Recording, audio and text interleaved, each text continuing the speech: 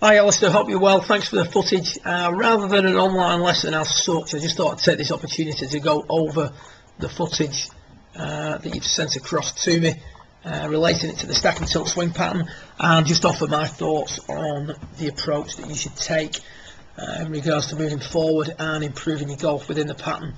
First thing I'd like to do at address is I'd like to turn both feet out a fraction more.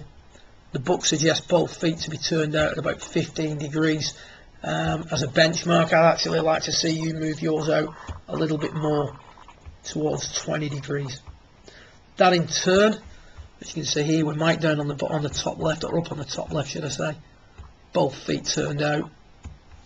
That's going to get the knees located differently and make it a little bit easier for you to start to turn the hips and get the hands and the arms working in a little bit earlier, as you'll see as we progress through this video. What I'd also do, based on the information you've given me about your ball flight, I'd move the handle of the club forward so that it's a little bit more towards your left hip, and I'd also weaken the left hand off a touch more. This will give you a little bit more of a consistent shot cone. One of the things that was a bit contradictory in the details you sent across, you mentioned that you pull the odd iron, but you're also hitting the one that's weak to the right or short right. So I would suggest, looking at these swings, that the left hand grip is not really helping matters in regards to the pull, and if we eliminate one side of the golf course, then we're a long way to having a more consistent game. So at setup, feet turned out more, handle forward more, and weaken that left hand grip off a little bit. We then start to take a little look at the swing itself. First thing I notice is when I'm looking down the line during the takeaway, the right leg doesn't really straighten early enough. So as this club goes back, we're going to prescribe that that right leg is incrementally straightening all the way to the top of the backswing. So the right leg doesn't really straighten there with the driver, and also doesn't really straighten here with the iron a great deal either. There is more of a straightening with the iron, but certainly not soon enough.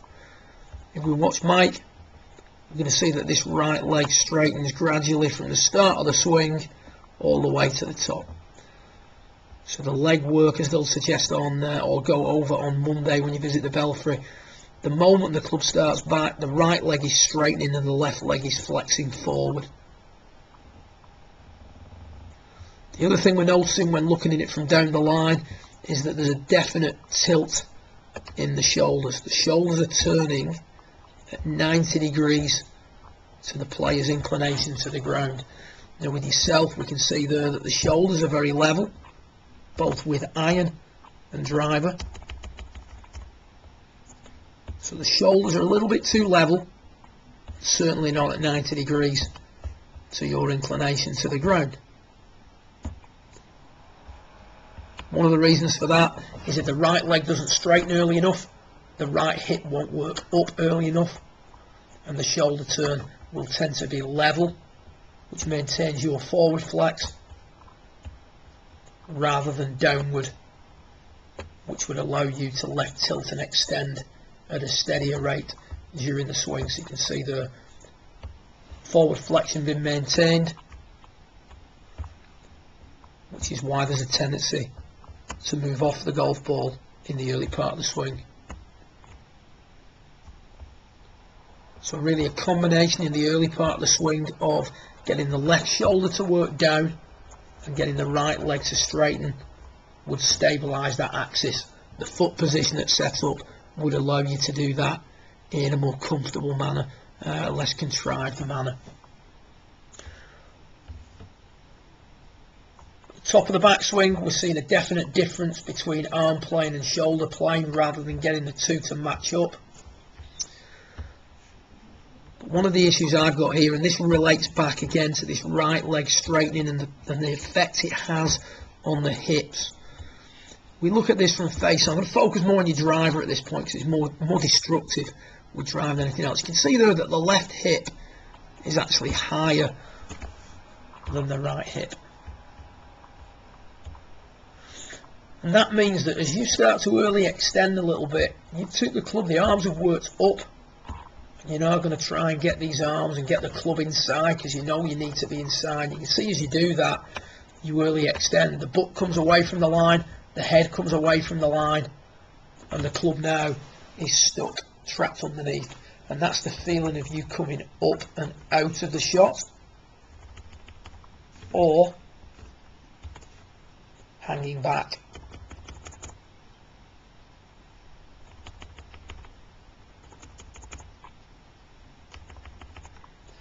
If the right hip works higher, it can help to retard some of the early extension that we see here. So you're a long way to improving this move if you start to straighten this right leg and get this hip a little bit higher. This one a fraction lower. So that would help tremendously. Once you get stuck underneath it, once you've early extended, you're relying heavily now on the hands to rescue things. You can see there quite a high exit and quite a pronounced rate of closure on the club face. When viewed from face on, you can see that that line of compression moves quickly to the left on the way through, and there is a lot of hanging back.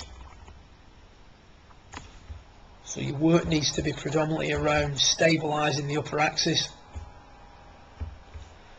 which is all well and good, but you need to work on the correct pieces to do that.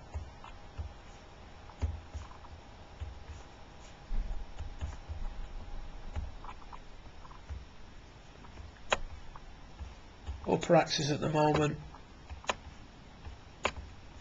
drifting around too much, moves off. You can see that raising up as well. You mentioned that in your notes. That's your lack of left tilt. So you're extending and turning, but you're not left tilting early enough. And then you can see the upper axis drifting further back during the downswing before coming through in the follow through. I'll discuss this further with you on Monday when we meet at the Belfry. If you do get a chance to hit balls over the weekend, what I'd suggest you do is adopt the changes I've suggested at setup, and then go to the range and just hit some shots with the right leg bolt straight. Straighten that right leg up at setup, get the right leg very straight, keep it straight throughout your swing. That's going to give you that nice feeling of getting the right hip up, and then focus on getting the left shoulder to work down. So if you get a chance to hit some balls, like I say, straighten the right leg, focus on the left shoulder coming down, and then as you're coming through impact, just feel like you've got no release whatsoever. Hope this helps. Good luck with it. Look forward to meeting with you and getting to know you a little bit more on Monday.